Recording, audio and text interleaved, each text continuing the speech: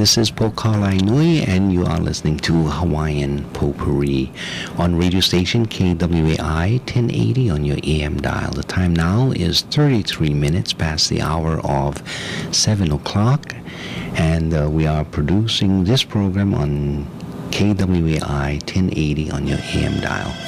And one of the questions was whether or not GM products are necessary to feed the world's growing population, and according to what I have in front of me, it says that GM crops are irrelevant to feeding the world, and I will get into that subject. But first, let's go to this caller, and then I'll get into the earlier question that was asked by an earlier caller.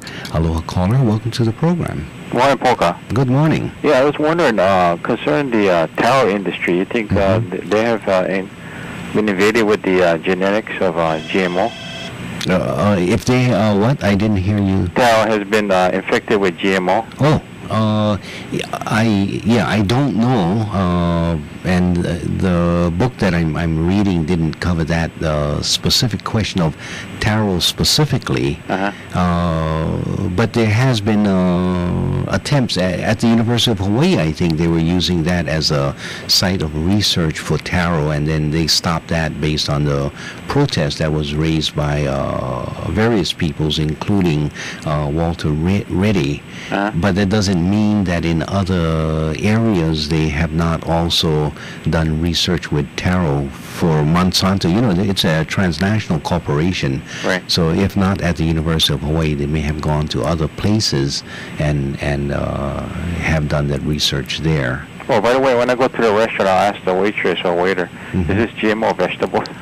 And they don't know. They don't know. Yeah, that's part of the problem, the lack of labeling. And some people are defending not labeling by saying that, well, there's no proof, there's no scientific proof that GMO is bad for one's health. And my point is that it's not whether or not there is or is not scientific proof, but should the people not decide or have the right to decide for themselves who they believe in the controversy.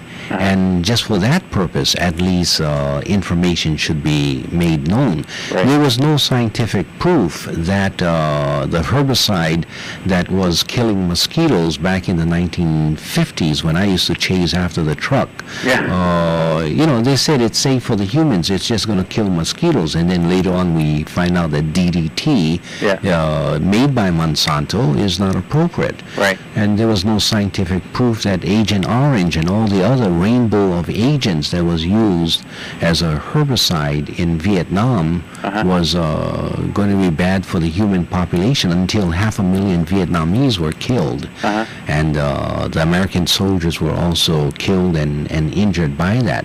Right. So at what point should one have the right to be at least informed? And that's all we're asking for, just inform the general public of these things. And the gutless city council refused to do that. There were actually, to be fair, there were two who supported it, and it was her name, Tulsi Gabbard, who introduced the resolution and was supported by, what's his name? Berg? Berg, Tom Berg, but the rest went against it. Well, it's election yet, so you know who to vote if you want. Okay, Polka. Thanks for your call. Aloha. And we have two other callers. Let's go to those callers. Aloha caller, welcome to the program. Hi, program. Yes. Referring to a fellow called about cornflakes, and you all said it might be too expensive. Well, you know, if you get the organic USDA label, and then that's for certain. There's no GMO, and that's part of the deal. And believe it or not, you can get those really competitive. Well, I won't say the local stores, but they're within the price range of the regular, like regular cornflakes. So that's another method. The organic has to be. I mean, actually, they're actually coming down a lot of the prices too. So I mean, like you say, you may pay a little bit more, but in the long run, you may be paying a whole lot less, you know. So, anyway, I'll let you go. Okay. All right. Thank you for your call. I think a distinction needs to be made that what is labeled as organic and what is to be considered GMO is not in opposition to one another. What I mean is that organic, to have that label, requires a far higher standard than simply being non-GMO. It also requires that the product is produced in such a way that there is no herbicide used in production of that product. This is not what people are saying in terms of let me know if it's GMO. GMO is something else. It's the mutation of the genes of that product. It's not how the crop was raised. Organic says exactly how the crop was raised and whether or not it contains, or there's an insinuation that it does not contain GMO, but it's essentially a question of how crop had been raised. So just by saying I'm going to buy organic, it does not address the issue of is it GMO or not GMO, because there may be a whole slew of other crops or other food products in the markets that may not be GMO. And so all we are asking for, and I'm asking for, is label the GMO tainted products. Okay, let's go to our next caller. Hello, caller. Well, oops, here we go. I'm not getting it. Okay, hello, caller. Are you there?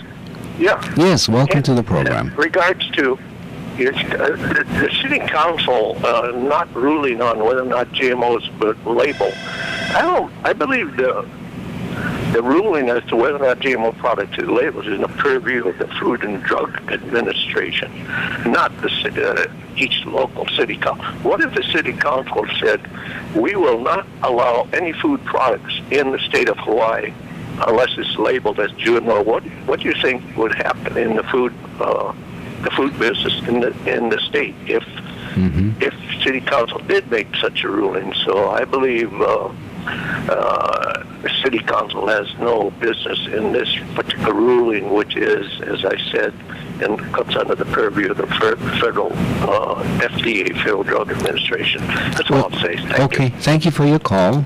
First of all, the Food and Drug Administration has not exercised exclusive jurisdiction over all food and drugs being sold in a community. And as a result, you do have a Department of Health, which is a local department under the state. You also have controls within the city and county dealing with water safety and health safety and other things like that. So you have a tiered control of what is or is not to be enforced.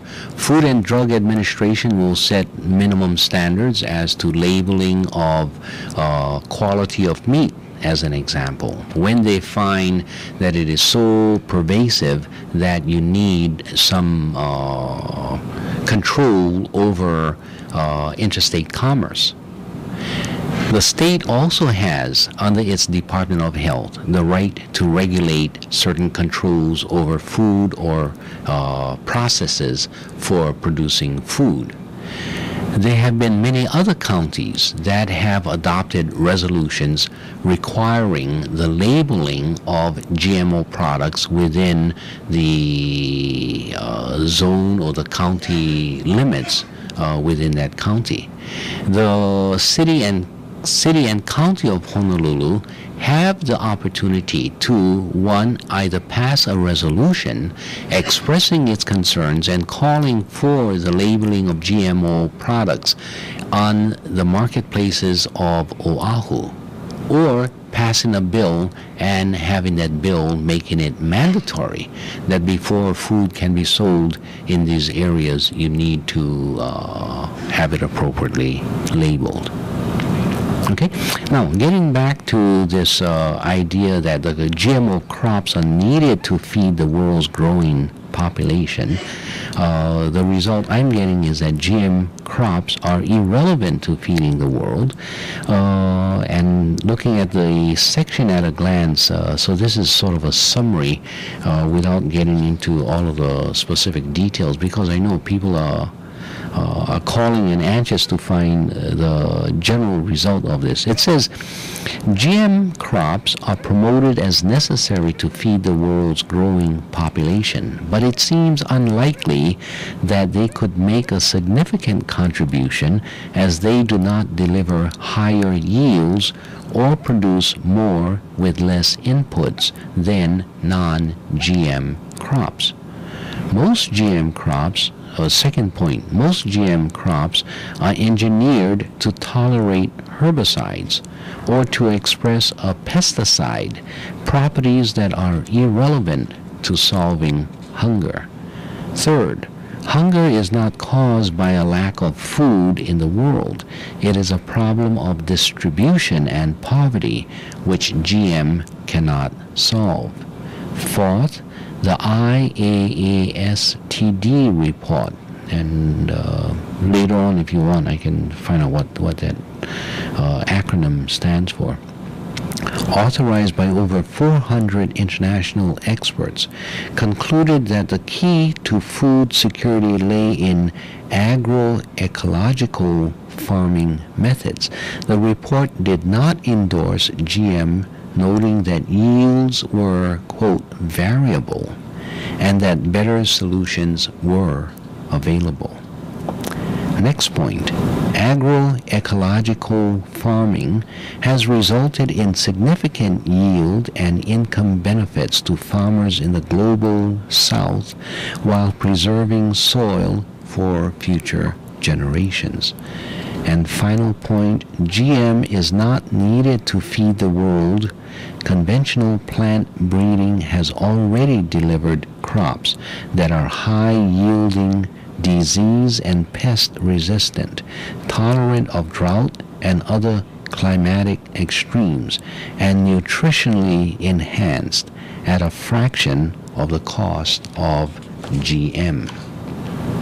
Okay, so I hope that disperses, or at least is a response to the claim, and later on we can actually look at the specific test or how they have broken up these issues. All right, give me a call if you have any questions on these matters, or any comments or responses to some of the statements I may have made. We'll continue with this examination. What we really should have, I guess, is someone who can speak, or two people who can speak on both ends of the subject matter, and just have a go at this discussion. Okay, this is Poka Lainu. You are listening to Hawaiian Potpourri. The time now is 7:46 on Sunday morning, and today is the first day of July. Let's go to our telephone lines. Aloha caller, welcome to the program. Yeah, Poga, it's me again. It seems like the organic foods, because it's labeled, is maybe more expensive than the other type of food. Let me interrupt you. You need to turn the radio down because it's too much interference. Okay, hold on. Okay. Wait, let me try to turn it off. Okay. Can you speak? Okay. Yes. Yeah, I can hear you now. Okay. Yeah, so I was wondering if, because it's labeled organic, maybe that's why it's more expensive than the other foods. Well, that organic labeling costs money, because you cannot just label it organic if you think you are not raising GMO products. But the labeling of organic, first of all, you're supposed to be licensed, or you're supposed to be approved by the department, I think it's Department of Agriculture or Department of Health, to be able to call it organic. And you need to be inspected in a particular way. So whether or not you're raising GMO or non-GMO products, only then can you, you also need to raise it in a particular way. You're not supposed to use pesticides and all that kinds of stuff. So it's really in a different category. But yeah, well, I just was kind of wondering if they delabel the word organic, then I was wondering if the prices would go down in those type of foods. Yeah. Hold on. I have a hard time hearing you. What's going on over there? Yeah, I kind of hear you. That's why I should have. Can you hear me now? I was thinking if they delabelize the word organic, the prices would go down. I don't think so, because the cost for producing these products in a different agricultural format is a higher cost, and so no pesticides are being used when they label it organic. And so in order to kill the insects and all that stuff, they have to use other techniques by interbreeding or planting, using plant products or screening or some other method of controlling the pesticides. I'm sorry, not pesticides, controlling the insects from affecting the plant. So the production requirement appears to be higher, and of course there are people always trying to find cheaper way of doing things. But right now it appears to me that it's not only because of the labeling, but there are actual costs which are higher to raise what is considered to be organic products. Oh, I see. And I'm not really for GMO or against GMO. Kind of right now in the middle, because if the insects cannot, if the GMO plants are not vulnerable to insects, and I'm thinking why the insects is not eating those plants, and sometimes toxin comes into mind and all that, but it is maybe because of the crossbreeding. Maybe that's why the insects are not eating these plants, or something like that. Yeah, I think that's one question. I don't know what kind of change. Yeah, it might be toxic to the insects. The question then becomes... if it's toxic to humans. Yeah. But it could be that if it's crossbreeding and you kind of like mixing two, two things together, maybe it doesn't taste good to the insects or something.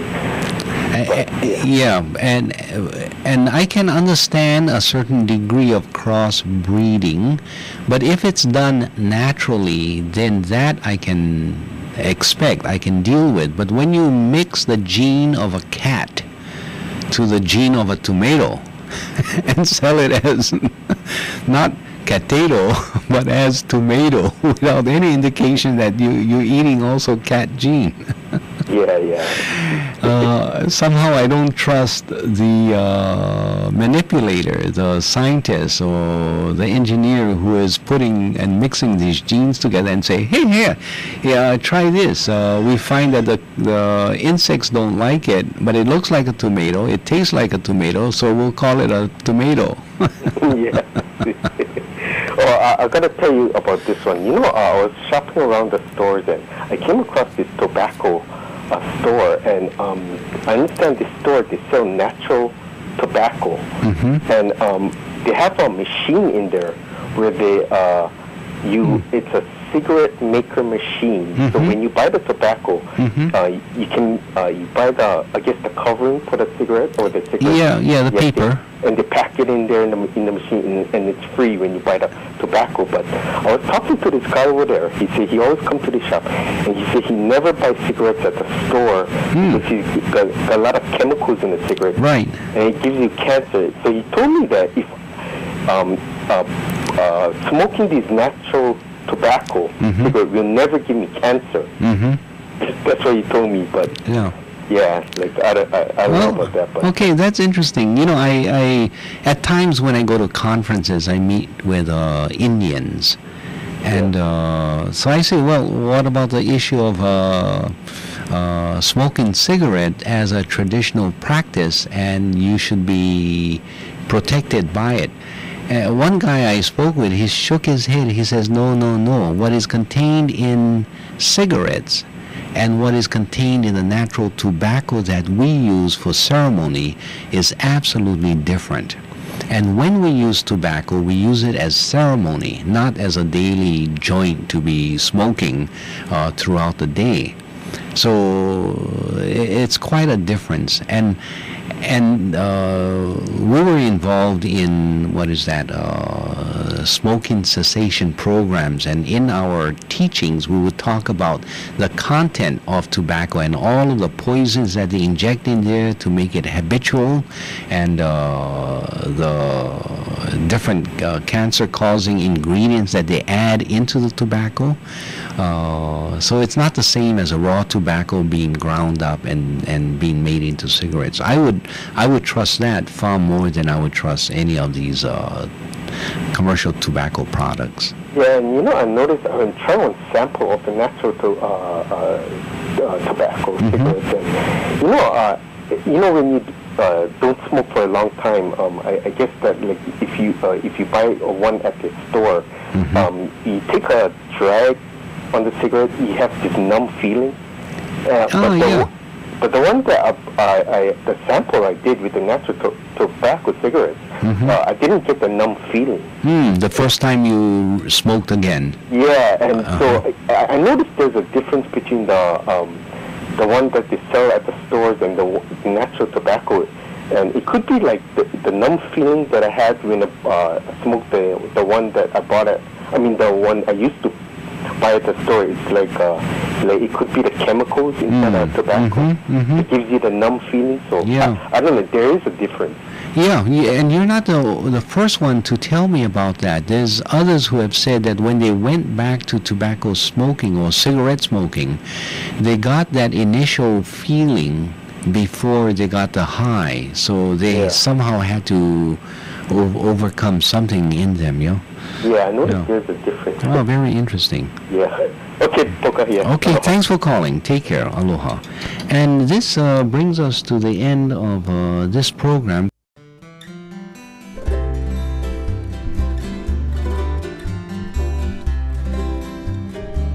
Kaulana na pua o Hawaii, Kupa ama hope o ka aina, Iki mai ka elele o ka loko ino, Pala pala anunu me ka paka.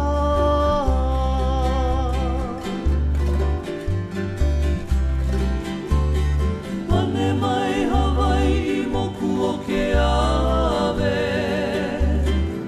Koku ana honoa o Pilani, Ka ko'o mai kaua I o mano, Pa'aku me ke one o ka kuhi hewa.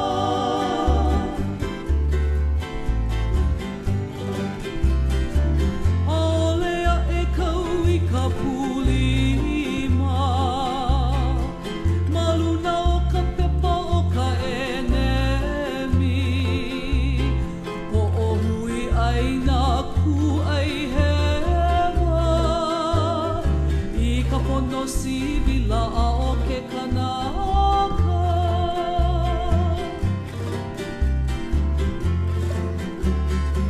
Aole makoa e mina, I ka pu'ukala o ke au puni, Ua lava mai